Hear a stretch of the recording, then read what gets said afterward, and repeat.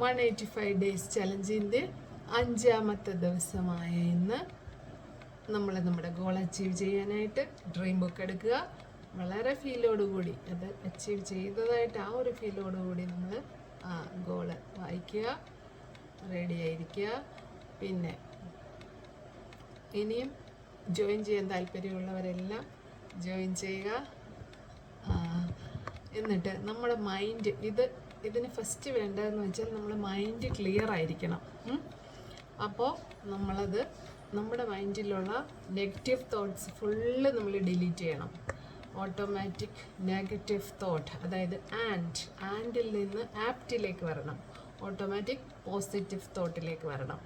അപ്പോൾ ആൻഡിനെ ആപ്റ്റാക്കി എല്ലാവരും റെഡിയായി ഈ ഗോള് അച്ചീവ് ചെയ്യാനുള്ള ജേണിയിൽ കറക്റ്റായിട്ട് അത് ഫോളോ ചെയ്ത് പോവുക.